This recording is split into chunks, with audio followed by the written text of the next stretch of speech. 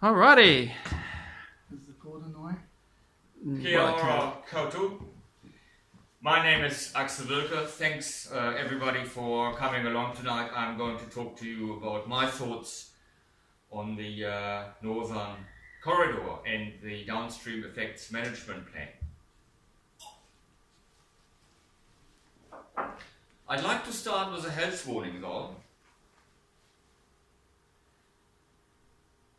This presentation really does challenge the status quo.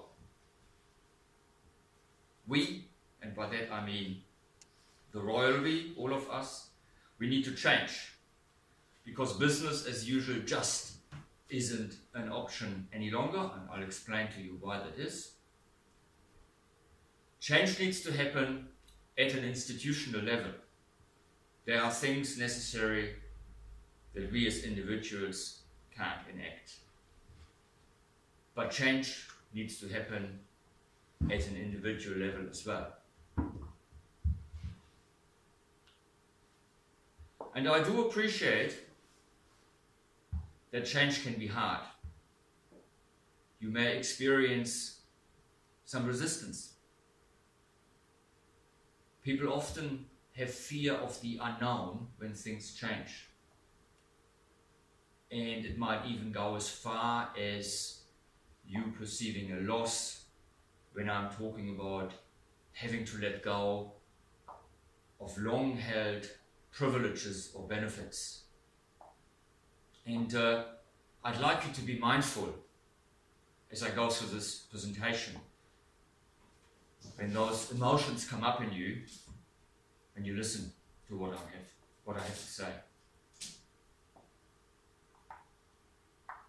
You might wonder why I ask you, but how close can you park to Cathedral Square on a public road all day long for free?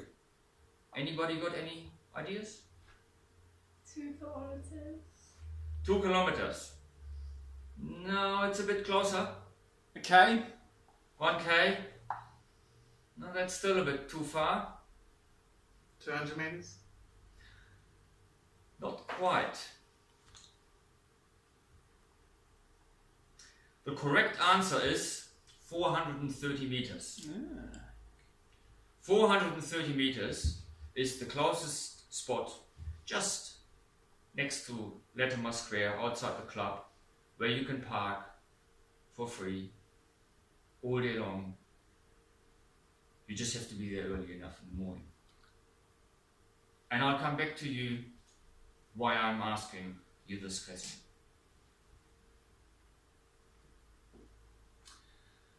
The Northern Arterial has obviously been around for a very long time. The original idea was conceived in 1960. And what's on the screen here is the 1964 version, where the Northern Arterial was going to go all the way through the central city to link up with a southern motorway to be built right through the industrial area of Sydenham. And so the CBD alignment of the Northern Arterial was halfway between Madras Street and Barbados Street, and it was supposed to be an elevated motorway. Now you see other elements of the 1964 idea on the screen, and this connection from the end of Fendleton Road to the end of Salisbury Street, straight across North Hackley Park, is actually something that was already under construction in the late 60s when the then mayor who favored that project got biffed out by the new incoming mayor. So there's been a long history of the community not being too fond of these ideas. And the Northern Arterial is just one of dozens of projects, big roading projects, that have been lying around in drawers for decades. And it was the last government that pulled the drawers open and dusted off the plains. And they called this initiative Routes of National Significance. And what all these projects had in common was they made little to no economic sense, which is why they had been lying in drawers for decades. And National got underway with those projects. And that's why I usually call those projects routes of significance to national.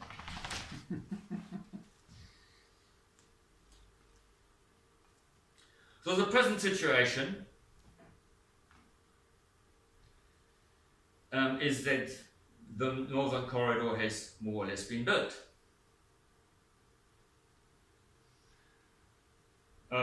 We just seem to be carry on with business as usual.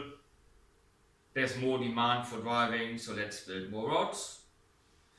And so what has been built, the Northern Arterial project, has over the decades been scaled back, and now the project is supposed to finish at Innisroad, so the section from Innisroad to QE2 Drive. The Christchurch City Council is delivering that. And north of QE2 Drive, it's the New Zealand Transport Agency that is in charge. That latter section is supposed to open in 15 months' time. But what will the traffic do when it hits Innisroad? For that reason, Christchurch City is currently consulting on what they should do to deal with the downstream effects. Seems to be a little bit the roundabout way to start thinking about what to do, how to mitigate the negative effects when that thing is just about to open. There's about 15 million programmed to deal with these downstream effects. So the last time we did a project like that in Christchurch, that was the Southern Motorway. And at a basic level, the Southern Motorway is 4 lanes of traffic, uninterrupted flow. And where the motorway finishes and links into an urban arterial road, Brown Street, there's still 4 lanes of traffic. But now the flow is interrupted by traffic lights. About a third of the time is being taken up by the signals to give the side streets a go. The result of that? Brown Street is for 3 hours every day Christchurch's biggest car park. So the Northern Arterial, we also have 4 lanes of uninterrupted flow. And that's trying to fit into a 2-lane arterial road that is interrupted by traffic lights. Now, as part of the downstream work, one of the considerations is to put clearways in for the peak traffic demand. But doesn't work with the Southern Motorway. And I'm wondering whether somebody has really thought this through, whether this is even going to work.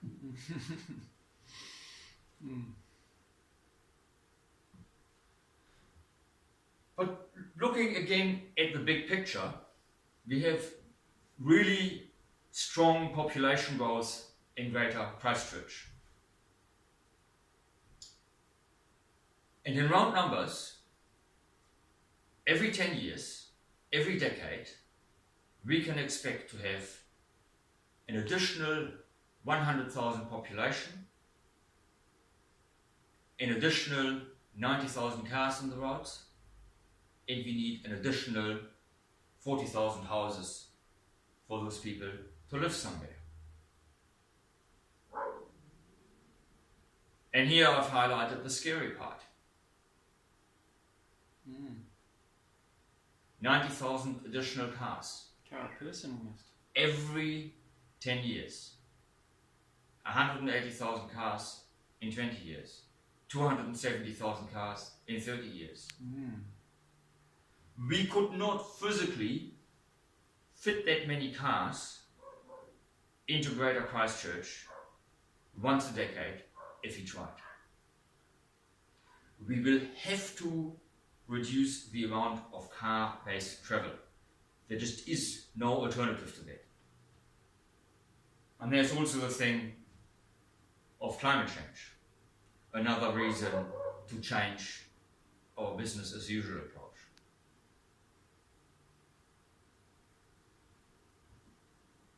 Kiwis love their cars, right? Canterbury has the third highest rate of car ownership in New Zealand. Much higher, significantly higher than the Auckland or Wellington regions. There are 913 cars for every 1,000 population in Canterbury. Mm. Whereas in the other two big centres, that figure sits around 700 cars per 1,000 population. I suggest to you that Christchurch's lack of rapid transit is the main factor explaining this automobile dependence. We've had decades of car-centric planning, and the outcomes are that we have a significantly higher rate of car ownership and resulting car usage than the other two big centres in New Zealand. It's just too easy. The takeaway message from this is we get the outcomes that we accommodate. Mm.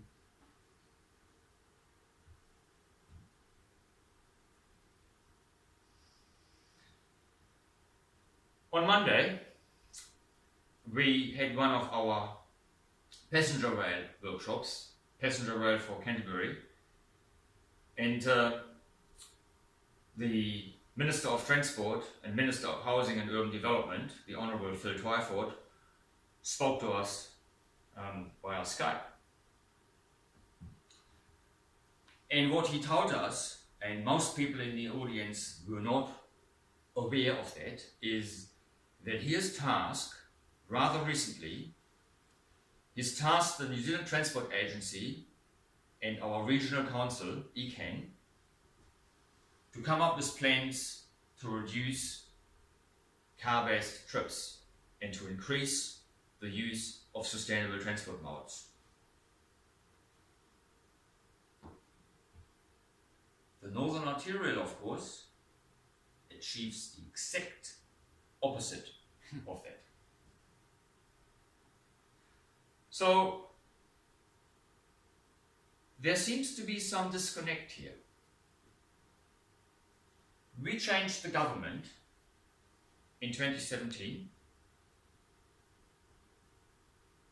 and we have since been carrying on with the last government's agenda, which is doing the exact opposite from what the current government would like us to do.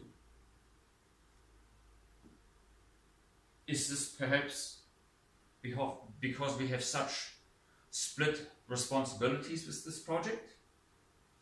Where there's the New Zealand Transport Agency building the corridor north of QE2 Drive, the City Council building everything south of QE2 Drive, and the Regional Council being in charge of organising public transport. Is there actually anybody in charge overall?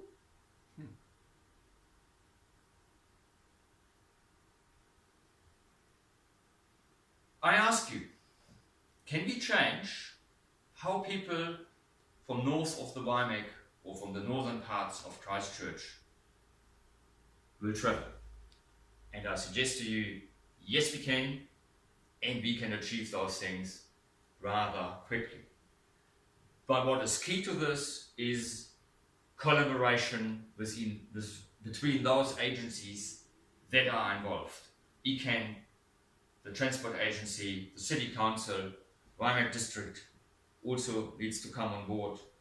If there are some public transport measures involved, they provide the bus stops. And I suggest to you that the science and engineering with doing things different is rather easy. The hard part is that it needs some political will to change tech. I have developed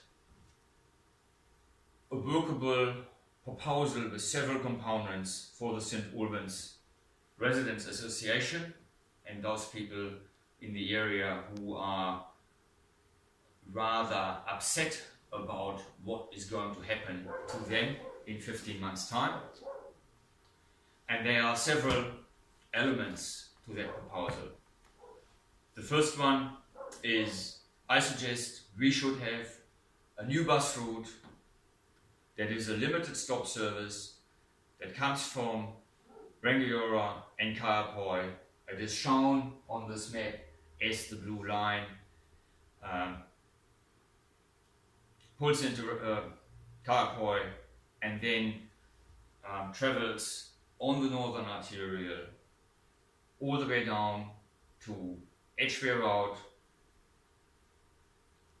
into the central city via Manchester Street. There is, in fact, a blue line doing that journey up to Rangiora, but that line is currently using Papanui Road and Maynorth Road. So if we pull that blue line onto the motorway, then the other route that runs the whole length, the route shown in red, that would have to be increased in frequency, at least from Belfast south. For something like this to work, that blue line would need to run rather frequently to be attractive. And I suggest 10 minutes, a bus every 10 minutes at a maximum. The second part of my suggested proposal is we need bus priority measures. And I suggest we should have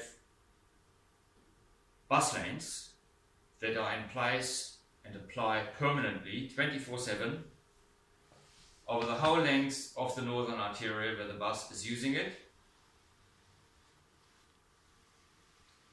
where those bus lanes go down on Brentford Street all the way to Edgware Road. And in order for the bus to be fast, it should be a limited stop service. And for the bus then to not get stuck in traffic on Manchester Street, there need to be measures in place that reduce the demand for driving on Manchester Street. And that could, for example, be a bus gate at Beeley Avenue, or we could close Manchester Street at the river, for example. There's two reasons for the bus lanes and for the bus lanes to be permanent. Reason number one, we need competitive travel times for the bus. And if the bus lanes are in place, I guarantee you that the bus will get you into the central city from north of the Waimak faster than driving during the peaks. Second reason, having two bus lanes on the Northern Arterial reduces the available number of traffic lanes to 2, rather than the 4 that are currently planned. So that puts a lid on the number of cars that can arrive into St. Albans via the Northern Motorway. It basically doesn't increase the capacity of what Brentford Street currently has, and so it puts a natural constraint in place.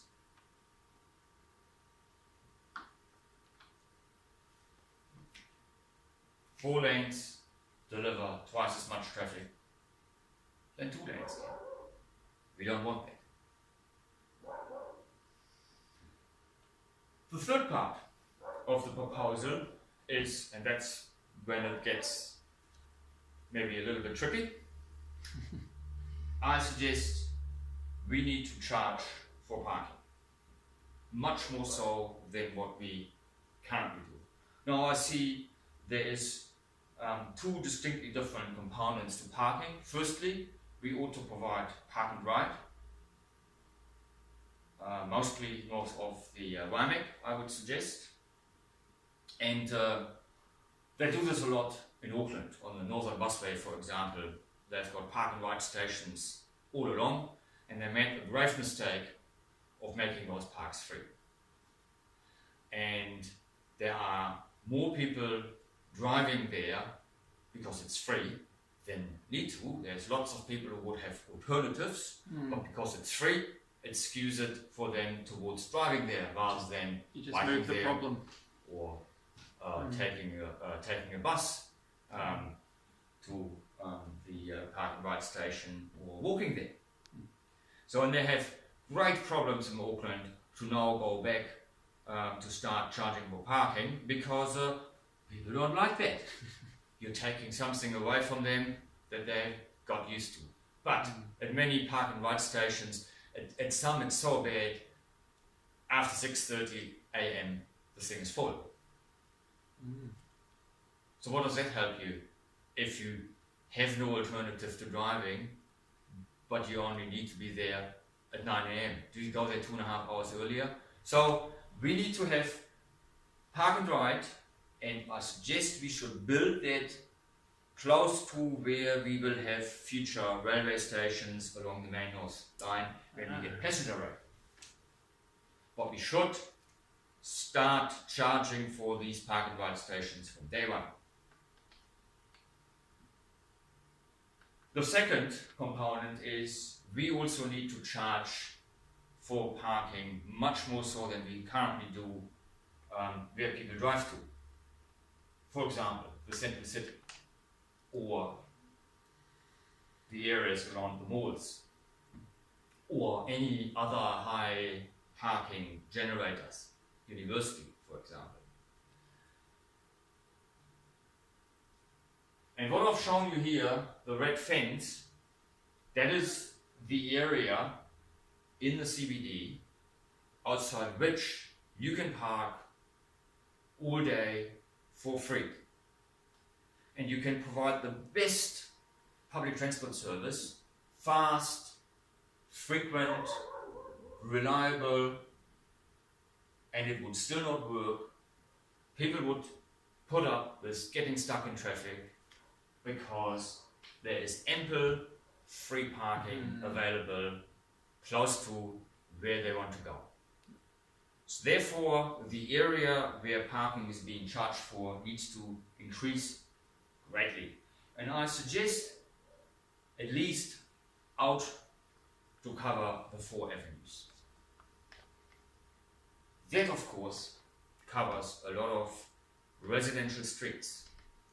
And therefore, we need to have a system in place whereby local residents can buy permits from the council so that they have got the right to park on their local street and don't get treated the same way as the commuters who come from far away. So there's 2 main reasons for this kind of parking management. Firstly, you start charging for parking, you dampen the demand for driving. That is what will make public transport work. Secondly, that generates a lot of revenue, and that revenue can be taken to fund the public transport services. And that is exactly what they implemented in Queenstown in November 2017. They had a greatly improved public transport service funded by a much greater area of parking. Parking is obviously organized by the district council or the city council. In Queenstown's case, the district council hands over the funding to the regional council because it's the regional council that's responsible for organizing public transport. That's how they got to do it, got to work in Queenstown. Outcome? Within a couple of months, they had nearly 3 times as many people on their public transport in Queenstown. And on a per population basis, they use more public transport in Queenstown now than we do in Christchurch.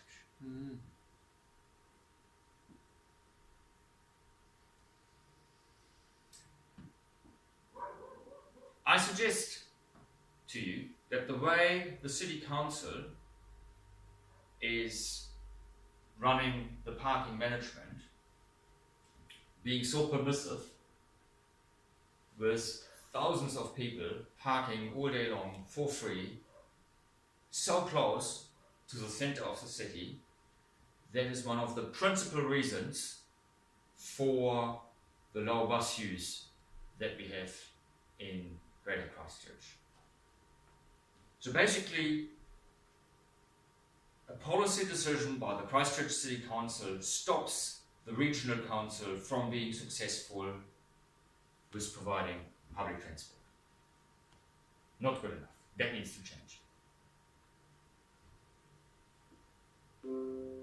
I suggest to you, what we ought to do now is stop and rethink the whole thing. We need to get the key stakeholders together, the transport agency, the city council, the regional council, environment district, and they ought to agree that with whatever they do, their target should be less driving, more use of public transport. And once they've agreed on those principles, somebody can sit down and spend a little bit more time than me, drawing something up on one weekend and work out a detailed proposal, something that might be a little bit more robust than what I've done here. And a key component to the agencies sitting down and knocking something out is the regional council simply does not have the funds budgeted for to fund another very frequent bus service coming from the north. We can't wait for a few years before they can make an allowance in their budget. It needs to be funded in 15 months' time, and therefore I suggest that the City Council should hand over quite a bit of funding to make this happen. Firstly, most of the downstream effects funding, the 15 million that they have set aside, will not be needed because there isn't anything that needs mitigating once you do what I've suggested here. And secondly, from the increased parking revenue, if they hand this over just the way they do that in Queenstown, that is on an ongoing basis, and that can fund that blue line that I've showed you on an ongoing basis. But the key point, what's needed at this point in time, is for the agencies to sit down and agree that the target ought to be less driving, more public transport use. We can't continuously say that in a few years' time we will start to do things differently. Now is the time to act. Thank you. Great. Thanks, Axel. Thank you very much. Big applause. Look, so just picking up on a couple of things that we talked about, and I know that the community will be interested in.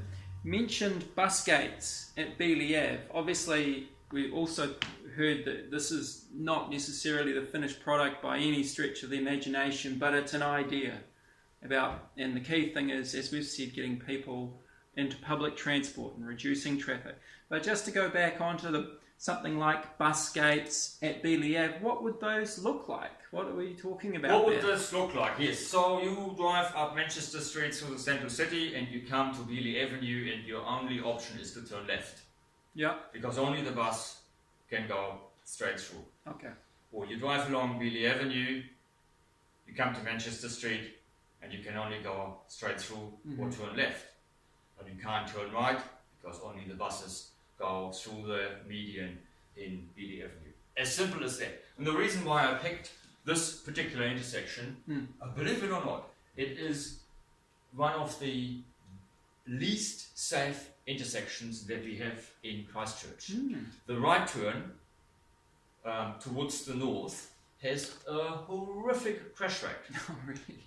And simply removing that one right turn from a road safety perspective is a very, very, very useful thing to do. There are so many people who come to grief there, and that by itself, that's why I've picked this, but there are other ways we can deal with the demand for driving during the peaks, and we really don't want to hold up the bus on Manchester Street. It doesn't have to be at Billy. Yeah. So the Manchester Street residents won't be affected badly by this at all, will they? I mean, essentially, you're getting buses going down the street. It's going to reduce traffic as well down Manchester Street. Is that kind of how we're thinking there? Yeah, it would probably reduce the traffic on Manchester Street compared to what is going to happen. What is driving up and down, north of the central city already, or anywhere from the centre of the city to Billy Avenue as well. Yeah, because Manchester Street isn't actually... is Manchester Street included in the Downstream Effects Management Plan as a running road? So that'll be a road that will actually get a lot more traffic with the increased traffic. Okay, great. Just picking up on placing park and ride. So we're going to place park and ride where future stations will be. That's a great idea. So when you're talking about the future, what are we thinking? Like we're thinking light rail possibly in the future, or what are the sort of the ideas there? The idea is to buy some rolling stock which is known as tram trains, and that is basically a type of light rail. But light rail laid out in a way that it can run on a heavy rail line and mix with other heavy rail traffic. Okay. Been first trialed in Karlsruhe in Germany in 1982, which is why in the planning world it's known as the Karlsruhe model. Okay. And the beauty of that is, once you've got a light rail vehicle, you can actually leave the heavy rail corridor if and when you decide that that is useful. So we could, for example, have these vehicles come in from the north on the rail line as it is, and then turn onto Riccarton Avenue, stop at the hospital, go along the river, Gilmore Street, and go park into the... right outside the bus exchange. Okay. Okay. So, same vehicle that comes from Amberley or Rangiora or Kaiapoi or whatever can bring you right to the bus exchange. Okay. And obviously, to build a spur into the city, that will take time, and that won't be cheap. No. But we could order those units now, and with a little bit of fluffing around and organising funding, that could be up and running in as little as 2 years' time. I mean, I know that just going around the community, a lot of people say we need public transport, and they always say light rail or rail. Why haven't we got those sorts of things? But it's a stepping stone. That's what I'm hearing from you. Yes. It's a stepping stone. Yes. There's hundreds of places around the world who, sometime after the Second World War, got rid of their tram systems. Yeah, like us.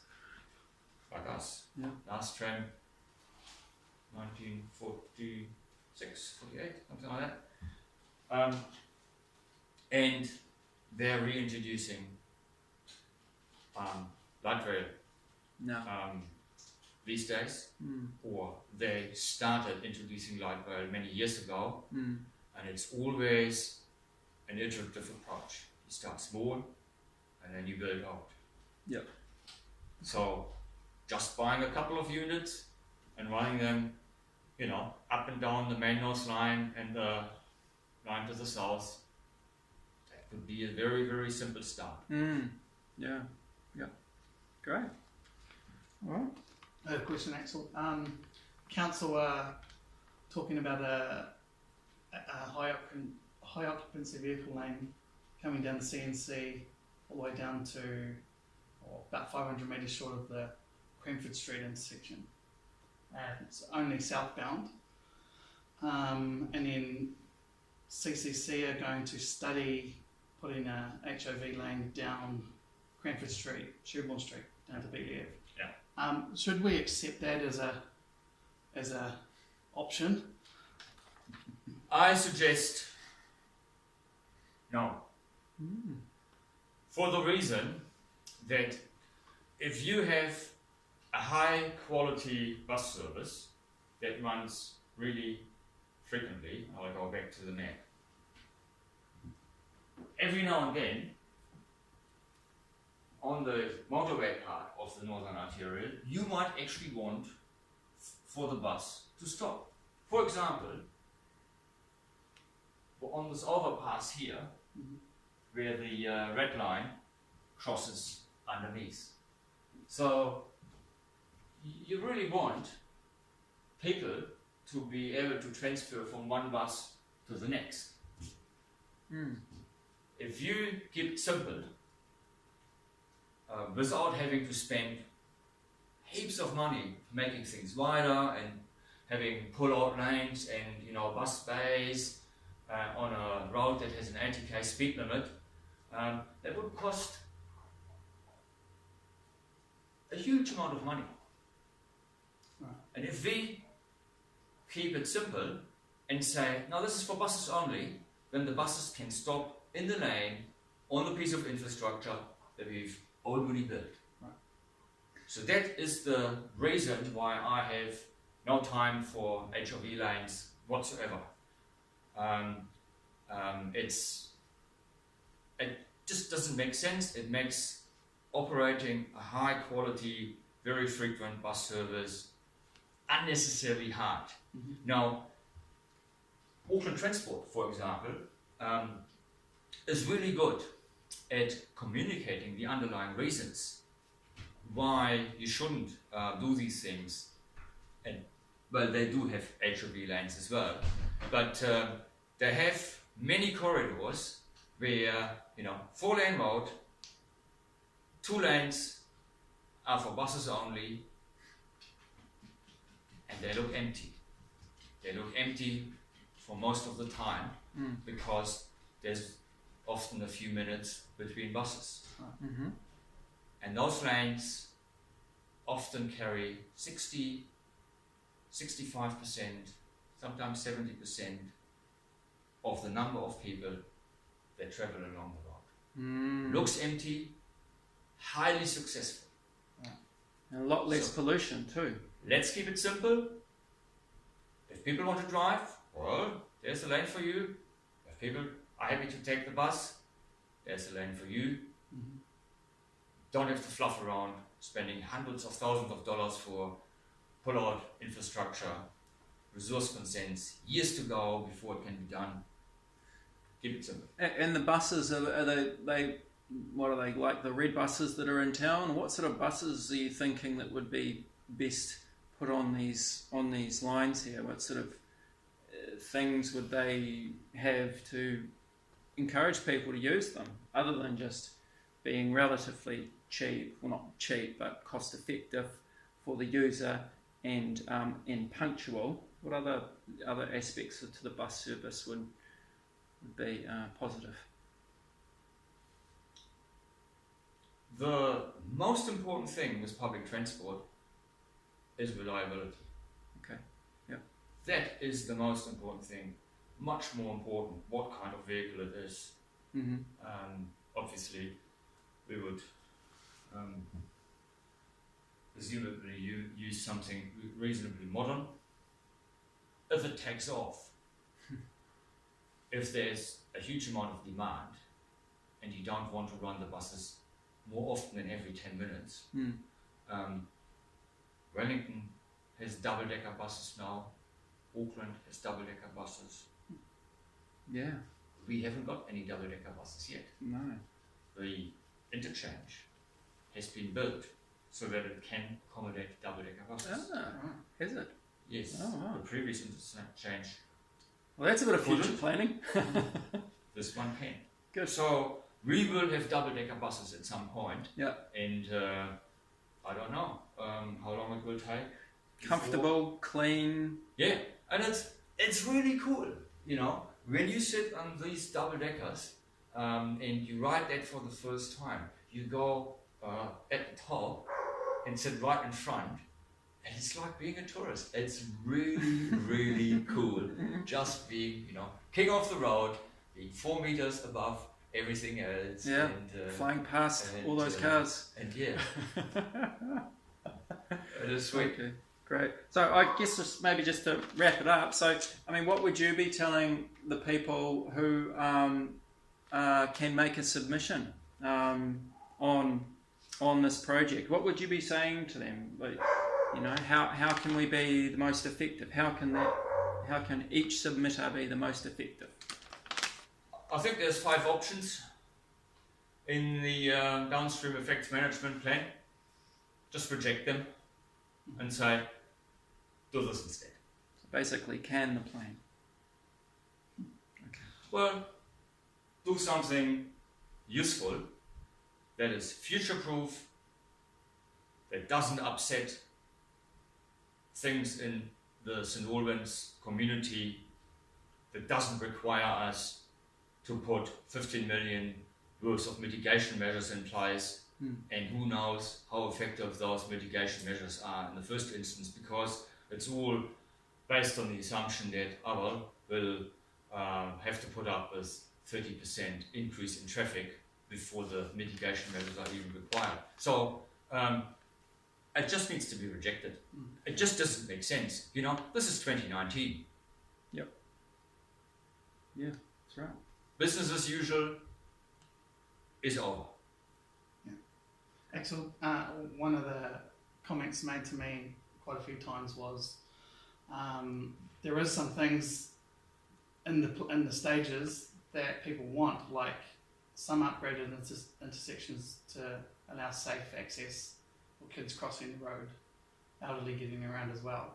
There's a couple of intersections on Cranford Street that are in need of help, it looks like, and there's talk of ones on Berwick, Warrington Street as well.